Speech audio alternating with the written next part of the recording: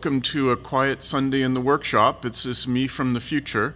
I'm going to combine together two small projects into one video for your viewing pleasure, and they both have to do with working under the dashboard. Please feed the YouTube algorithm by giving the video a like. If you want to see more like this, click subscribe and ring the bell to be notified of new videos. If you want to chip in on my expenses, I now have Patreon and YouTube memberships. Welcome to the next mini project, and that is relocating the original electro-auto gauge cluster to here.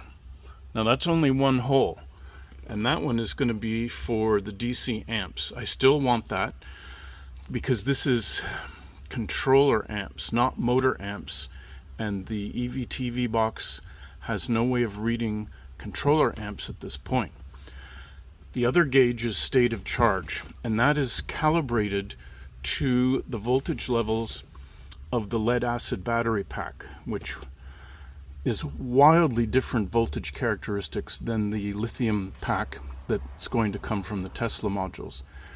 The Tesla modules go from rock bottom 3 volts up to top 4.2 volts. So that means at about 75% of the voltage level, you're out of charge. And the scale is not linear. It doesn't go like in a straight line like that. It drops off and it goes a little bit and then it goes like that. So this gauge is now irrelevant, will be eliminated. This one will go here. And this hole is where the display for the pack tracker, which measured the voltage of all 20 lead acid batteries, went. So I think that's a good swap. That will go there, and then the tablet will mount right here. Well, that sure opened a can of worms. I got the gauges out. There's one I've marked for voltage and one for amps. I'm going to try and trace back the voltage one and eliminate that cable. And each of the gauges has this cute little LED on a pipe that sticks in to light things up, so I'll preserve that. I also found the two pack tracker cables, and I tried to pull them, but they're going to the back, and they're too tightly bound up in the bundle of wires for me to do anything, so I'm just going to cap them off and leave them up under the dashboard. Maybe reuse the wires for something else in the future. And there were two pack tracker cables that went into the front trunk, so I pulled those and left a pull string in case I need to get anything else from here up to the front pack area. So let's take this and go to the next step. And of course, as I tried to loosen these two nuts here, the tops of the bolts were just turning, so I had to disconnect the knee pad and to get access to the tops of those two screws right there. Thank you very much. Okay, everything is disconnected. The gauge has been moved here, but it's got this really cool bracket that helps it stay in place from behind, but this new spot is completely inaccessible from the back. So I'm going to have to keep it in place just by putting something sticky on the back, and that'll be the story for that. Plus, I might have to get in here again once the electrical system is all up and running and fiddle with it, because you never know. There, that's in nice and solid now, because I used some of this putty from Staples, and it's doing the job, and it looks great. Even with the white lettering on the black background, fits nicely with the rest of the gauges. So, job done. And here we are at the next little mini project. Cross your fingers, it remains a mini project. I'm going to swap out this USB power device, which is industrial strength, 12 volts in, USB out, and that was to power things like charging my phone.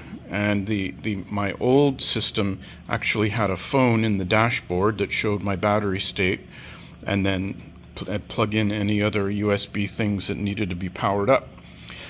But the world has moved on. My phone and my tablet are both USB-C, so I need a USB-C version of this, and let's see what we can find. Okay, we're under the dashboard. I've removed the old USB power brick because the new one has come in and it's tiny and magnificent.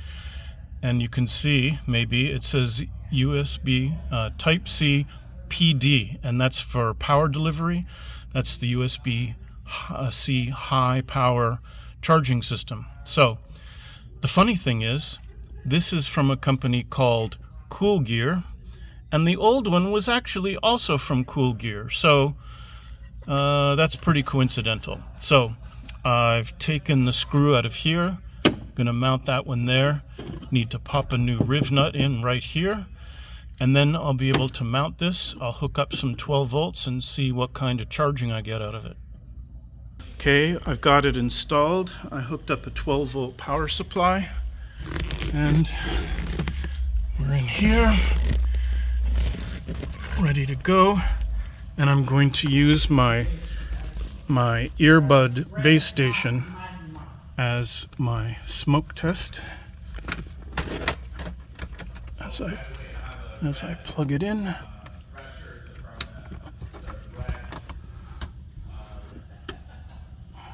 Oh, I pushed it in a little more and it lit up.